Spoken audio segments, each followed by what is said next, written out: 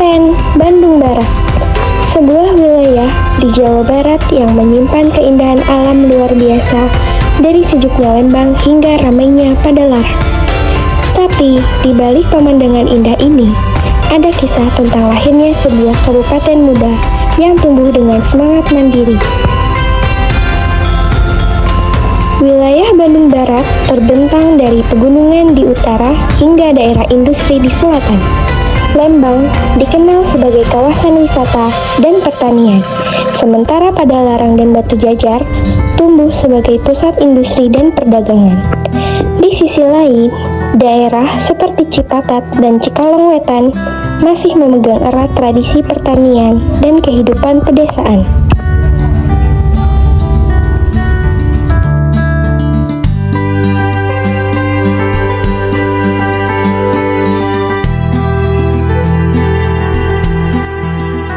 Nah, halo teman-teman.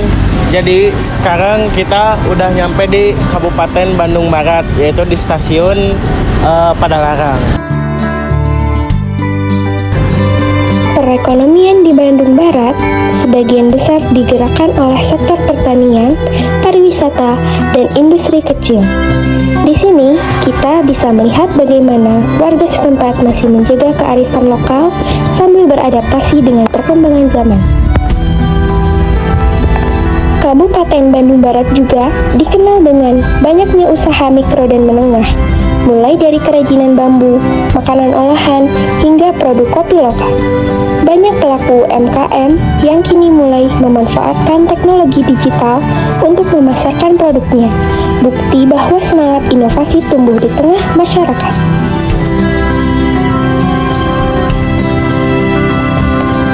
Pasar tradisional seperti ini bukan hanya tempat jual beli, tapi juga pusat interaksi sosial. Disinilah nilai gotong royong dan keakraban antar warga terasa sangat kuat. Bapak, dengan nama Bapak siapa? Jang Komar. Bapak di sini udah berapa lama jualan di pasar ini?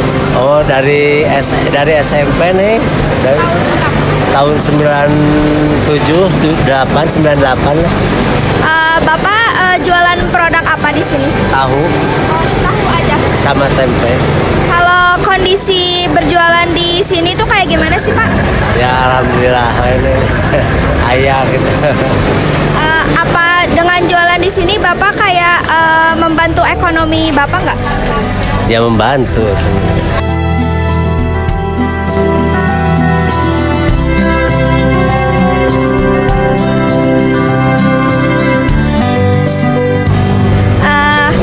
Di sini boleh perkenalan diri dengan nama siapa? Boleh. Nama saya Wagimin. Nama saya Sutista. Nama saya Denny. Bapak sudah berapa lama menjadi ojek pangkalan di pasar ini? Baru 22 tahun. Kalau saya sih baru 5 bulan. Saya mah berapa bulan-bulan lah.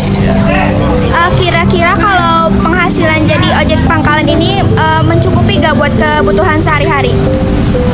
Gimana milik? Kalau milik kadang-kadang lebih. Kalau nggak milik ya cukup untuk dapur lah. Kalau penghasilan ojek sih nggak bisa diprediksi gitu. Jadi ya kalau hari ini dapat gede, besok kadang nggak gitu. Sama aja gitu. Ada perbedaan nggak sekarang sama dulu gitu, kayak dari penghasilan? Menurut saya sih ada peningkatan, soalnya mungkin pasar lebih rame ya kan, penghasilan lebih banyak yang pada belanja. Kalau dulu juga walaupun pasar lama tapi ojeknya masih sedikit, jadi adalah peningkatan tapi nggak begitu gede gitu aja. Kalau malah hal itu ini lebih senior, jadi ini masih baru. Ini kira-kira ada saingan nggak gitu kalau dari ojek pangkalan? Nggak ada saingan ya. Ya kan ini mah Gimana kenalan ya? Keahlian banyak yang gimana? kenal.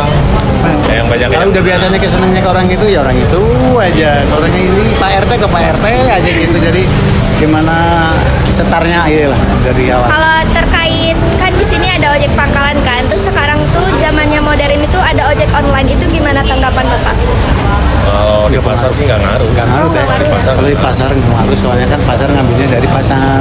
Kalau di konten kan di jalanan rata-rata gitu. Itu aja. Pengaruh nggak? Ya dah. Baik Pak, segitu aja. Siap. Makasih banyak. Makasih banyak waktunya. perkenalkan nama. Fahri, Di sini jualan apa? peralatan sekolah kelas 4, Kalau AA jualan di sini udah berapa lama? 4 tahun. Ya, Dari dulu jualan ini. ya, jualan ini. Kalau kondisi penjualan akhir-akhir ini tuh ramai apa sepi kalau di sini? Sekarang sih menurunnya drastis. Dari awalnya ramai, sekarang udah jadi sepi. Kalau dengan cara jualan di pasar ini, apakah mencukupi untuk kebutuhan sehari-hari nggak? Enggak juga sih sekarang. Kalau dulu iya, kalau sekarang enggak.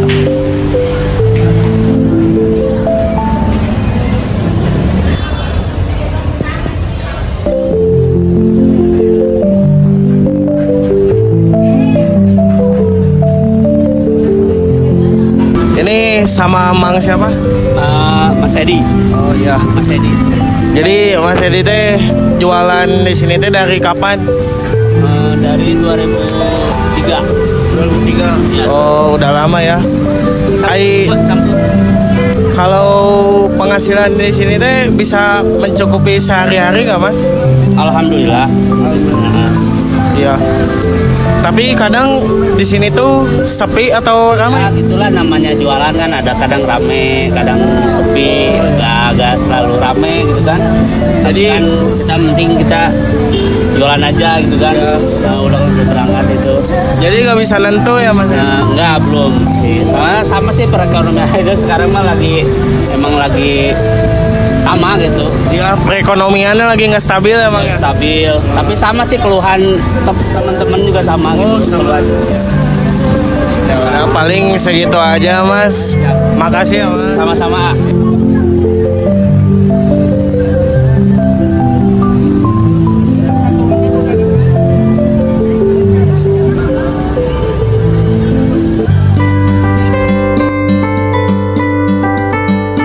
Kabupaten Bandung Barat juga dikenal dengan banyaknya usaha mikro dan menengah, mulai dari kerajinan bambu, makanan olahan, hingga produk kopi lokal. Banyak pelaku UMKM yang kini mulai memanfaatkan teknologi digital untuk memasarkan produknya, bukti bahwa semangat inovasi tumbuh di tengah masyarakat. Wisata alam seperti Lembang, Curug Pelangi, dan Situ Ciburuy bukan hanya menjadi daya tarik wisatawan, tapi juga sumber penghasilan bagi masyarakat sekitar. Banyak warga yang kini bekerja di sektor pariwisata, membuka homestay, warung makan, hingga jasa transportasi lokal. Namun, di balik geliat ekonomi itu, masih ada tantangan, seperti pemerataan pendapatan dan peningkatan kualitas pendidikan bagi generasi muda. Kabupaten Bandung Barat mengajarkan kita bahwa pembangunan ekonomi tidak bisa dipisahkan dari kehidupan sosial masyarakatnya. Di sini, ekonomi tumbuh bukan hanya karena uang berputar, tapi karena semangat gotong royong, inovasi, dan kebersamaan. Halo guys, jadi kita udah keliling Kabupaten Bandung Barat. Sekarang udah nyampe lagi di Kiara Condong. Ya, makasih guys.